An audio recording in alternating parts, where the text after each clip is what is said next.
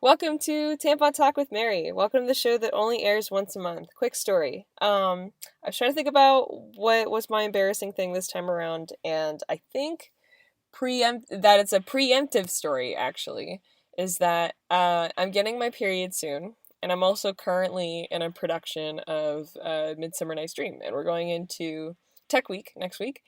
And the director in the final scene, because I'm playing Hippolyta, if you're familiar, is like the queen of the Amazon in the play, is that she's like, oh, because she's royalty, at the end of the play where she gets married, she should wear like a really elaborate dress. And she was like, well, when I got married, I have this beautiful elaborate dress, so you're just gonna wear that. So I'm wearing the director's wedding dress, and I'm getting my period next week, and I'm terrified. So that's scary. It hasn't happened yet, but I can foresee a large conflict coming my way. Or at least a lot of anxiety leading up to. Oh God, yeah. It was like the first rehearsal where she said, "Oh, I want you to wear my wedding dress," and I was like, "Ah, oh God." But I think it'll be a good show. But I really hope I don't bleed in on her wedding dress. But alas, I digress. Anyway, I would like to. So I have a really awesome guest on today, Miss April Davis, aka the Vagina Blog. How are you? I'm so good. So, tell us a little bit about yourself.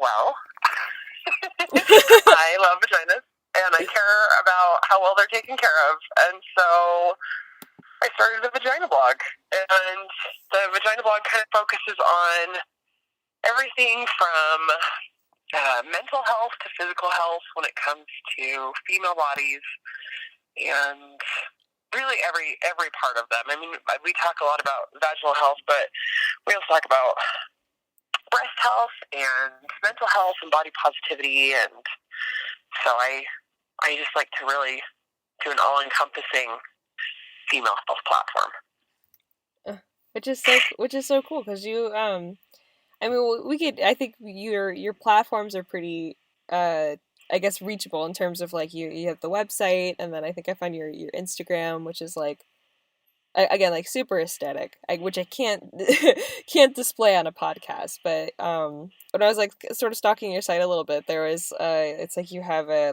t-shirt or something that's like a uterus like beautiful bird design thing, and yes, I was like, I would tattoo this on my body. This is so cool. That's awesome. Yeah, if you do, let me know because I need a picture. Oh, and then so I, as I just did, I also invite my guests to do the same, is that if you have an embarrassing period story as well that you would like to share, or puberty-related mishap, it's a tampon terror story. It doesn't have to be a tampon. I know how you feel about them. Could be a Diva Cup dilemma, or a pad problem, or anything like that. I don't know if you have an embarrassing story to share. Okay, so I do. I remember growing up that I was told, so when I was younger, my mom was like, you can't use tampons. Like, she was just totally against me using them. I finally hit a breaking point where I was like, I don't even care. I would just go buy my own because it's like, I can't. Like, there's too many. I did ballet, and I also was a lifeguard and did, like, swim team. So it was one of those, like, I can't live my life in a pad. Like, it's not going to work for me. So, anyway, but before that, I had been told, I think by my mother and also by others, like, well, when you get in water, your period stops. So you really don't need to worry about wearing anything when you go swimming because your period stops in water. And I was like, oh, okay. So we were at girls' camp, and I was probably maybe like 14, and we go swimming, and I was like, oh, I don't want to wear a pad on my swimsuit, and I don't have anything else. It'll be fine. My period will stop when I get in the water. So we like go to get in vans to go to the place where we're going to swim. We're swimming at this lake, and we get in the van, and I realize that it's an hour drive Oh, to God. the lake. Oh, yeah. Oh, and I was no. like, oh, my gosh, what am I even going to do? So I'm, like, sitting on my towel. Well, I bleed all the way through my towel. So through my swimsuit, through my towel, onto the seat of the van, like the cloth seat of the van. Oh, no. I just remember being like, I don't even know what to do right now. Like, my towel is completely covered in blood. I'm completely covered in blood. The seat is completely covered in blood. Like, it was... I remember as soon as we got there, I, like, grabbed my towel and everything else and just ran and, like, jumped into the lake. Like, the towel went in, I, like, rinsed everything else on the towel, rinsed myself off and everything, and I just went and, like, hung it up and, like, just stayed in the lake for the rest of the day and just did not get back out. I honestly don't remember how we cleaned up the seat. Like, I remember... that I went and cleaned it up. I'm like, I don't know how. I'm wondering if I took the also now lake water wet towel. The whole thing was horrific. Like, oh, God. Like... it was so bad. So, fun fact, it doesn't... I don't know that you, like, free bleed all over the place in the water, but it doesn't stop. which I've never heard anybody say before, is that's like, it just decides to stop in water. Like, like it's a superpower, or I don't know. I still, looking back, I'm like, who told me that, and why did I believe them? Like, what? But I mean, I remember when I swam in swim team, like that age, I never wore anything. I never had a problem up until then either. Like, I would just, like, and I always had black suits, so I put my swimsuit on, go swim, and, you know, then just go put my pad back on, and I got my undies on. Like, I don't know, I got really lucky, I think. wow. What a very, like, I don't know, smart period or smart vagina, though, if that were the case, where it's like, it's like, oh, yeah. I got this one, don't worry, you know?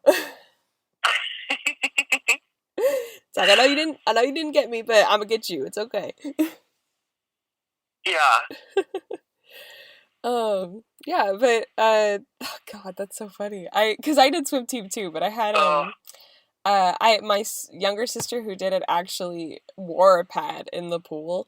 She didn't want to wear like a tampon or anything, and it like blew up like a balloon. Oh yeah.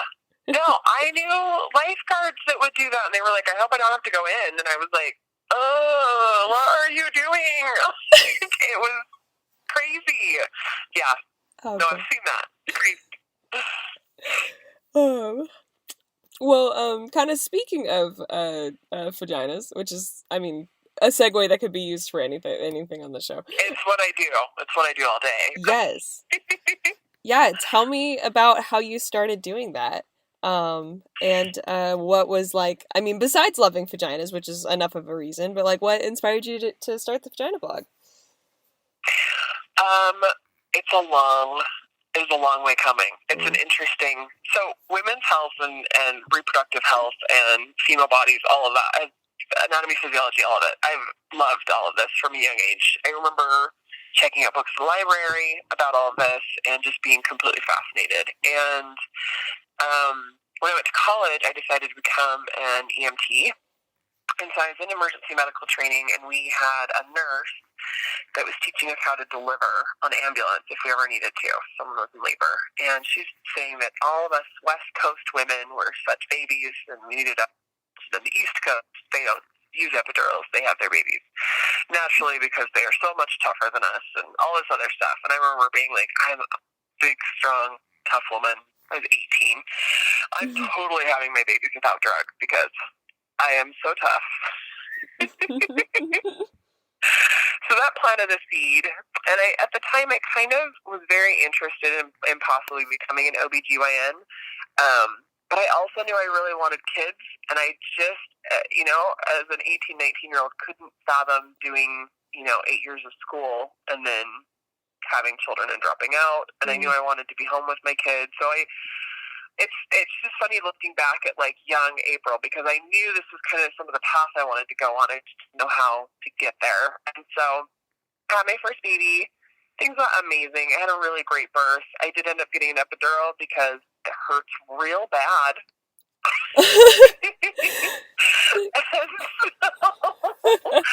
And I didn't have a doula. I didn't have anybody. I remember looking into my husband's eyes and he just started crying and he was like, I don't know how to help you and it's so bad.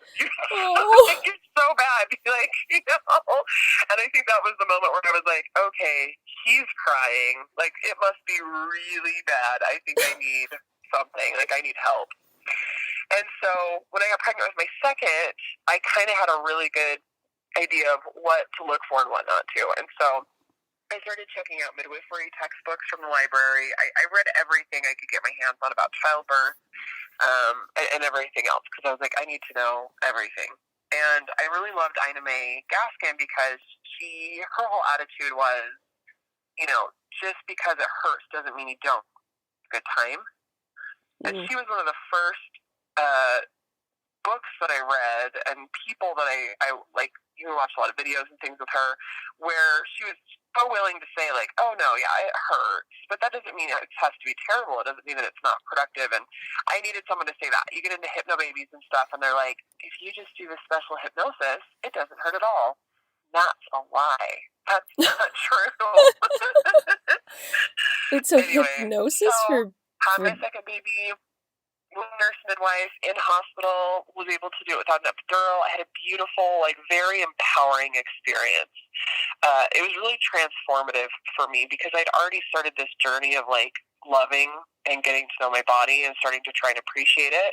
And I can honestly say having my children only furthered that empowerment and that love of my body and what it was capable of and what it had done. And so after I had my second, we moved, and I met a woman in my neighborhood at church who I mentioned I really wanted to become a doula, and she was like, oh my gosh, we're looking for doulas. I was like, perfect. So I didn't realize I was like heading into it. I just presented like, yep, we're just training doulas to see who does well, and we'll just see how it goes. When in reality, they had a whole room full of women who they were essentially vetting to see if they could like handle it, and they were looking for a birth assistant. And so she worked for a nurse midwife who did home birth, and they were looking for someone who not only had all of the education around being a doula, but then also medical training because the birth assistant to a nurse midwife, you have to be kind of a second set of hands to help with resuscitation, do just standard like vitals, check baby's heartbeat, just really, and like hold the iPad and do the charting essentially. Like you're just that extra person. And so I went, and I was the only one with medical training. And so I went on a birth with them, and I was like, oh my gosh, like I love this. This is so amazing. And then Lisa, this woman that I knew, went out of town, and we had 3 births the next weekend, and I went on all 3 of them. And my husband was like, so do you like have a job now? Like what is happening? And I was like, I guess I do this now. Like it was the weirdest. And what is so funny, if you set out in your life to go become a birth assistant to a nurse midwife, it's impossible. Like that's such a rare job to have. Yeah. And so I was like, I can't believe I'm actually like this is my real life. And so nurse midwives are amazing because they also do a lot of gynecological care. And so she was actually our nurse practitioner for our Planned Parenthood down here and then had her own practice. And so I was able to kind of dive into not just childbirth, but also see a lot of gynecological stuff and be able to talk to her about a lot of gynecological things. Like, it was really neat because I came in with just like a standard, I think it was just bacterial vaginosis, but I went in, she swabbed me, and then we were able to both look at my slides, and she'd be like, see, this is this, and this is what we're looking for here. And so being on that other side of, some of the medical was really amazing. And so I did that for years.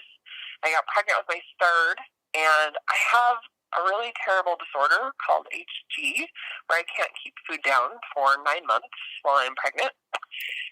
Oh, gosh. Pregnancies almost kill me. It's really bad.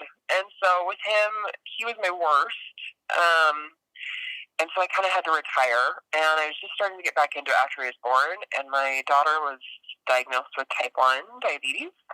I have a lot of maintenance. And so between him just having been born and her getting diagnosed and all the kind of care that she needs, and you're on call all the time. You have to be able to just drop your kids off wherever.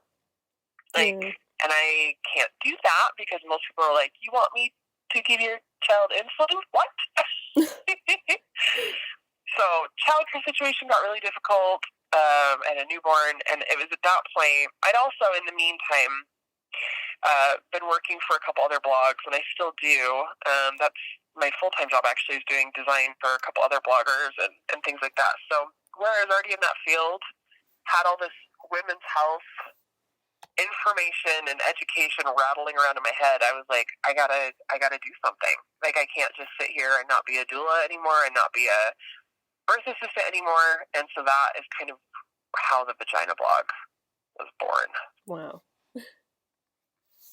But that's so cool. 'Cause yeah, it's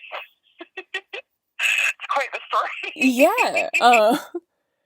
That's, and that you, so I'll just preface by also saying that I originally grew up in Maryland, so like I am from the East Coast. And the thing about the epidural thing is not true at all. That's a load of BS. Because a lot of women I know that have gotten births out there actually are like, you know, the mindset is I'll just get the epidural. You know what I mean? Yeah. So, and then there are some other women that I like. My old acting teacher actually had 2 natural births, and that was like a big thing. But you know, we're not special. You know, I'm not. That's nothing there. I'm a big advocate for unmedicated childbirth. I think it's amazing, but at the same time, like, I just feel like figure out what your body needs and what you need in that moment and educate yourself. Like, all I want to do is just get the information in front of people. You know, it's the same with birth control. Like, every time I say, like, hey, birth control is bad for you, people immediately are like, but what are we supposed to do? And I'm like, hey, well, I'm not judging you. I'm not telling you you have to come off birth control. I'm just telling you, like, it's not super good for your body. Here's some things you can kind of do to counter that. Yeah. And you might want to reconsider being on it if you're only on it for health reasons instead of just simply not getting pregnant reasons, you know? Right. Yeah, because that was, I know at least for me, that was something that I was like constantly recommended because my periods are so horrible. Like, as to why I was like, oh, make a comedy show about it so that someone can at least laugh at the dismay. But that so many doctors were just saying like, oh, well, you know, just get on birth control and that'll help. But it's like I had like this history of strokes in my family and like I like genetically predisposed where I was like, oh, this is a bad idea. So, but getting the information out there, which is like, which I guess beautifully segues into the next question of just like, I love what you do with your blog where you're getting information out about like products or tampons or, you know, whatever kind of thing. And like, how has becoming like being an educational platform helped you like say fight the stigma around talking about these topics? Because there's like this I feel like we have this unhealthy relationship with the discussion of just even anatomy in general. So how has like you and your platform have kind of like how have you fought against that stigma, or what are some things that maybe you're running into with the stigma being a part of what you do? I try to come in as realistic as possible. And once again, like, coming back to Ina May, I love that she was like, yeah, it totally hurts. Because I think with periods, I can be like, yes, they totally suck. But it doesn't mean you can't have a good time. Like, I love kind of that ideology, because the thing that I've found, especially kind of coming into this, is that a lot of people that are period positive sometimes are a little extreme about it to the point where they're sugarcoating it and like, you should be worshiping your period and enjoying your blessed mood and time, and like, they really take it so far to the other extreme that I think it's not palatable to the general population. It does them, you know, like they don't receive that because they're like, that's ridiculous. And so I would really like to be on a very realistic, like, hey, you know, because I've had people be like, do you just have the most amazing sex every single time with your husband? Are your periods just the easiest thing? And it's just like, whoa, no, no, no, no, no, not necessarily. You don't need to put that on me. But yes, they do have amazing sex a lot of the time. And yes, my periods have gotten easier since I've tried to do X, Y, and Z. But I'm not a unicorn. It's not a good time all the time. And it's not always rainbows and kittens, Yeah. And so I really, in educating women and people in general about it, I've really tried to be very realistic, and ideally just educate and also put a positive spin on things, keeping some positivity around it while also not being just silly, over the top about it, I guess. I don't know. Yeah, no, I think I totally understand what you're saying. Yeah, because there's, Yeah. I mean, I think there definitely should be this like, celebration of your womanhood. Like, I'm totally Yes. like, yeah, that's awesome. But it does come with that effect where you're not. I don't want to say it's kind of like the effect of, how like certain people will post on Instagram only the good things, like beautiful photos, and it's Yeah. like it creates this illusion of like the perfect, in this case would be the perfect period. Um, but Mm-hmm. that's, it's okay to revel in that it sucks. I totally agree. Yeah.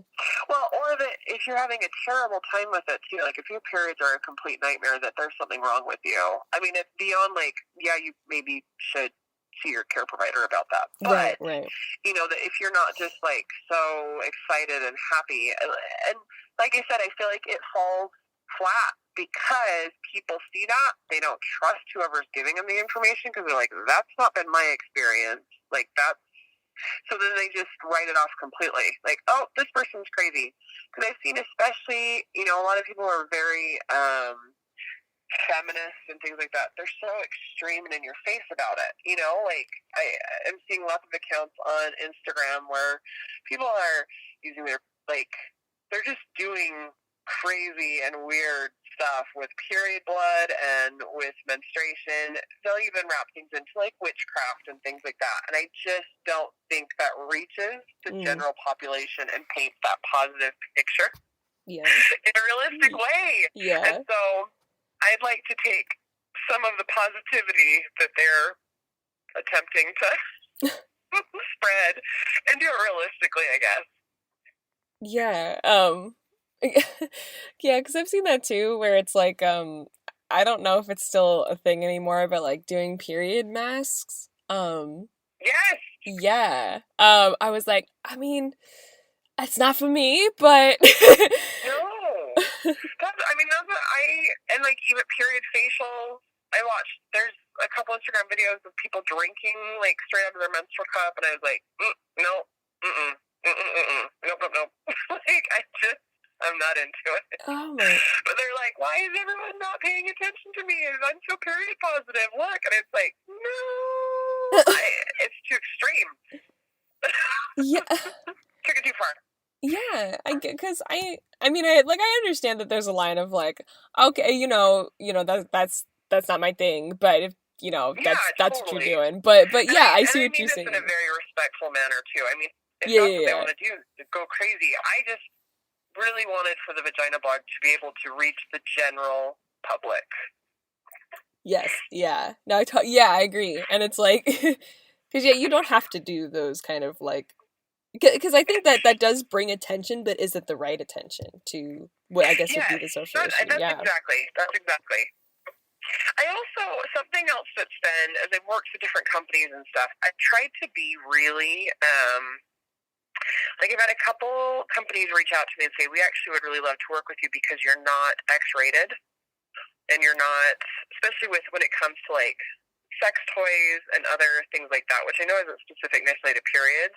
So that's something else. Is I wanted to create a platform that was conservative enough that anybody would feel comfortable following me and getting me the information, and that it would be digestible for anyone who wanted it too. Yeah, and then I get this is not I kind of a follow-up question with just like how has being a mom like informed I guess like where you are now in terms of like giving out information, like, or has that just always been your path since you've kind of always been like following at least like education or learning the straight math or biology of You know, yeah. I look back at 18-year-old April, and I just think I would be such a different care provider if I had not had children. Like, if I had gone to medical school and become an OBGYN, especially the way I was raised very, very, very medically. So if anything was wrong, we needed an antibiotic. If anything was wrong, we went straight to the doctor. There was never any, and, over the course of my life, over the course of having children and, breastfeeding and being pregnant and all of it, I've become much more of a, it's the reason I loved working for a nurse midwife.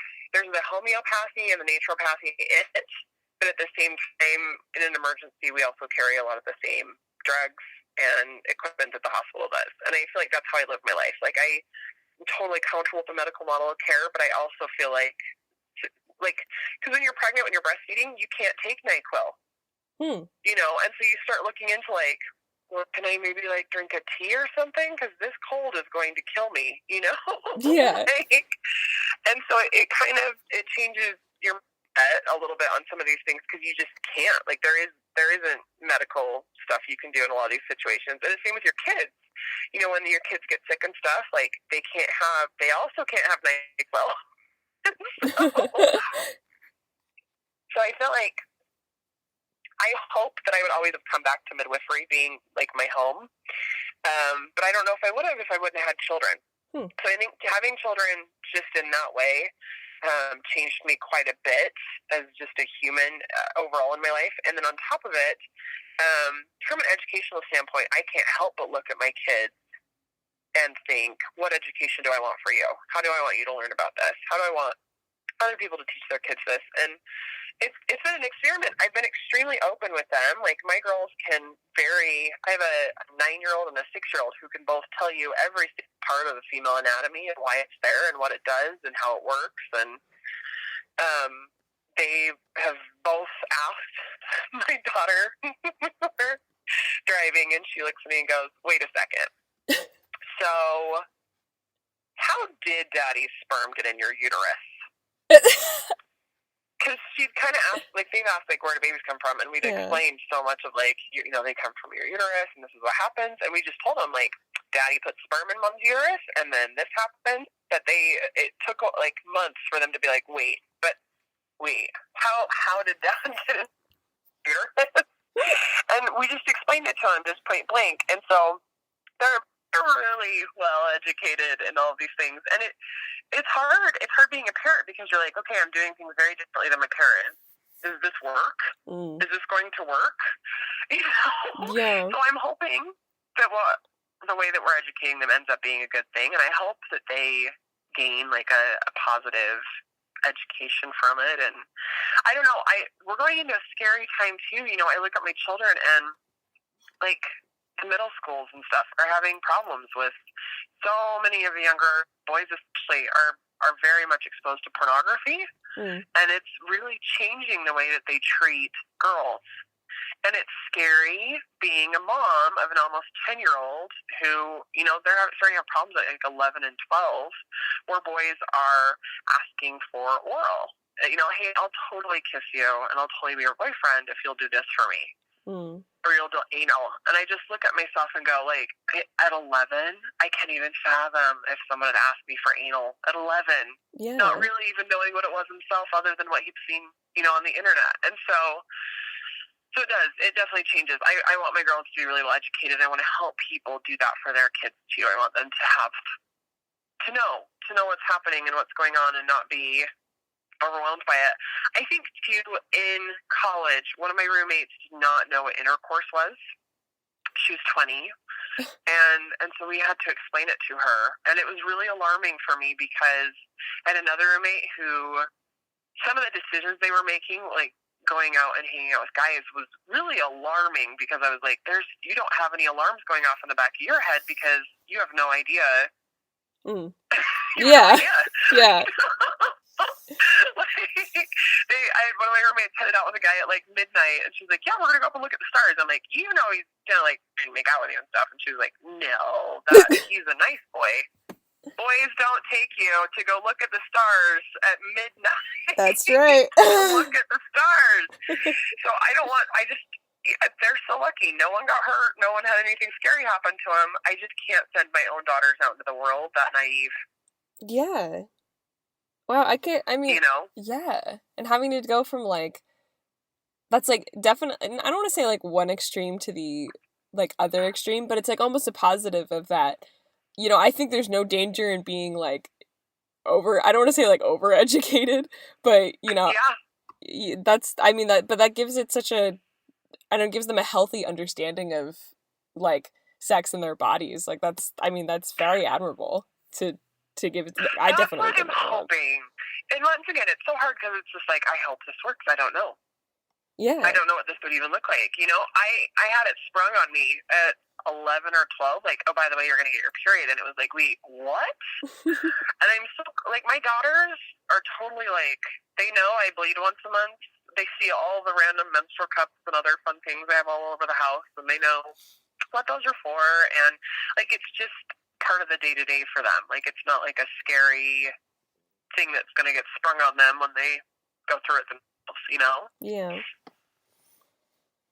Oh, that's awesome. Because I was the same, where I kind of got it at like, I think I got the talk the week before I got it.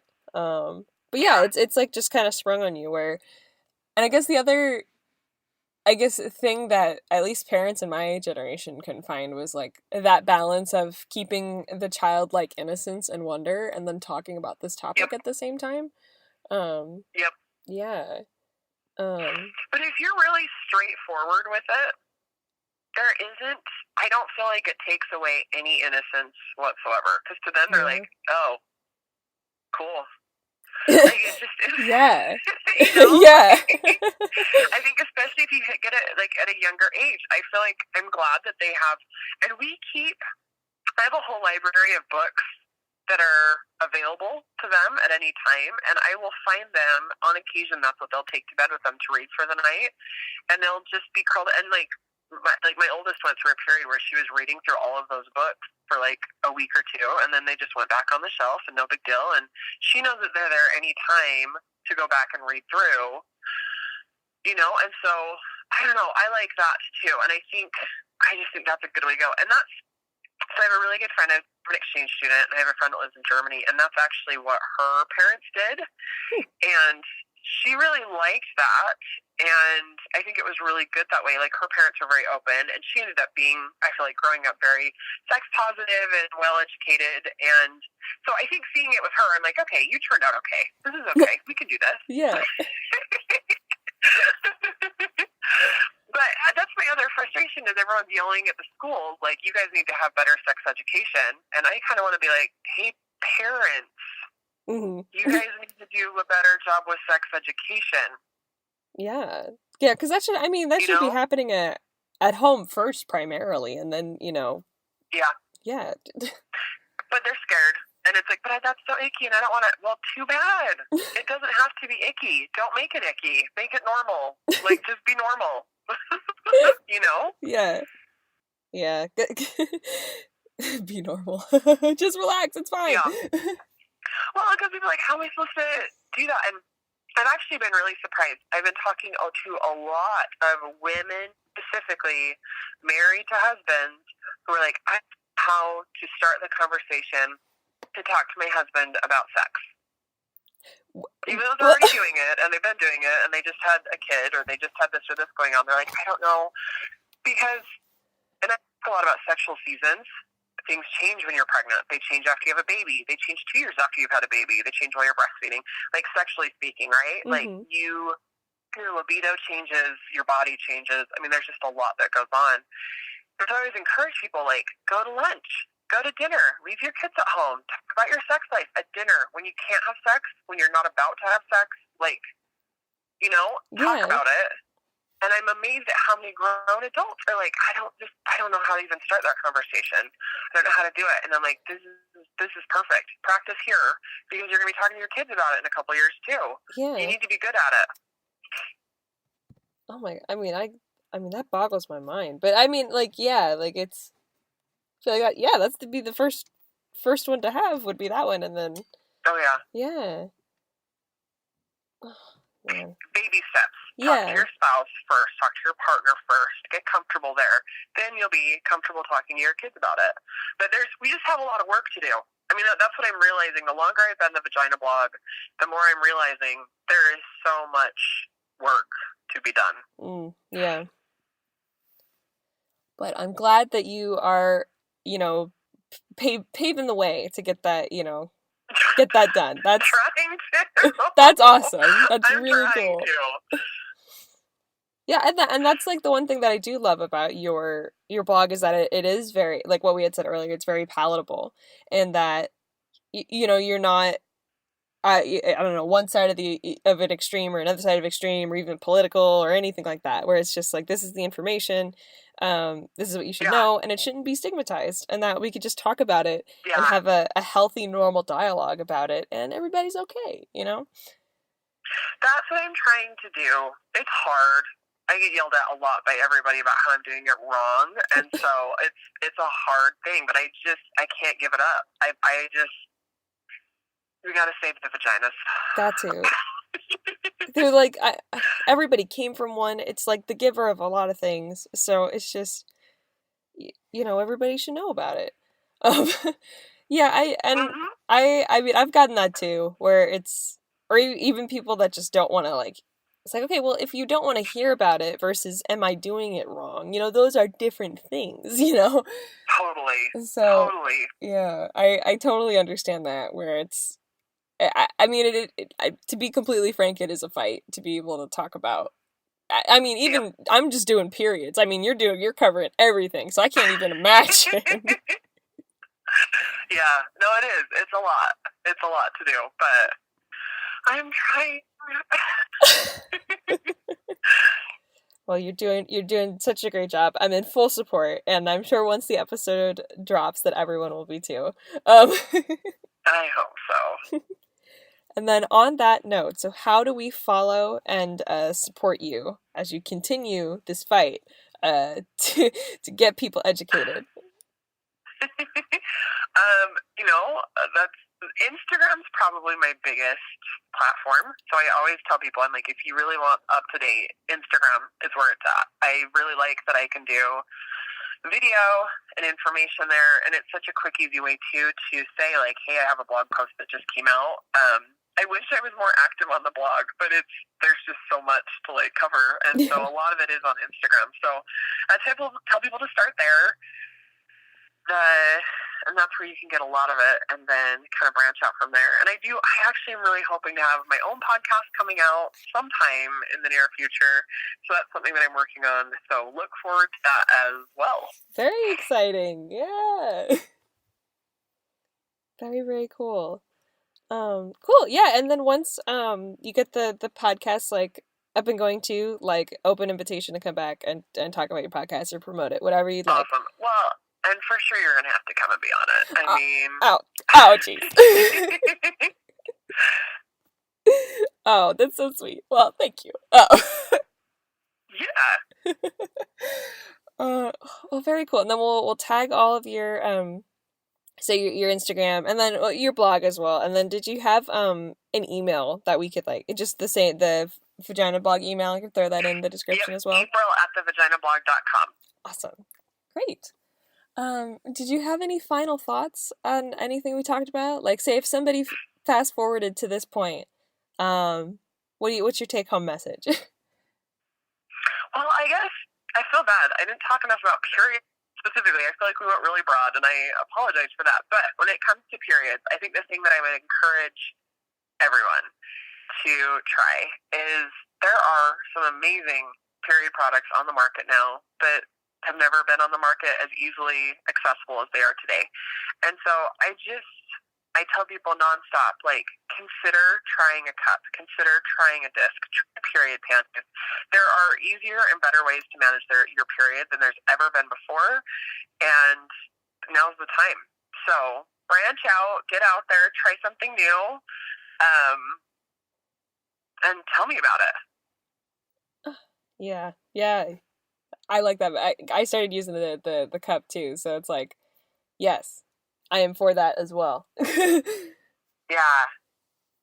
Oh, really cool. Well, thank you for being on the show. And then, can you wanna if you wanna stick around after I end out the show, and I can properly thank you. But yeah, thank you for being Hey, on. thanks for having me. This is awesome. And for you Tampon Talk listeners, you can follow our media as well. I'm kind of running all that, so it's looking a little bleak. But Tampon Talk W Mary on Twitter and Instagram. You can email us tampontalkwithmary@gmail.com. If you've got vagina questions, we have the vagina expert. So if if it's all right with you, if I get any questions, if I could forward them your way, that'd be awesome. Absolutely. Oh, I'd love it. Go Heck for it. yeah. Cool. There you have that. So email me and the Vagina Blog. Email us. Talk to us. If you're a bleeder, keep on bleeding. It's gonna be okay. If you know someone that's a bleeder, be nice. Help them out. It's we could do this together. We all came from a vagina. It's all right. And I guess that's it for me. And we'll see you next time on Tampa Talk with Mary. Bye.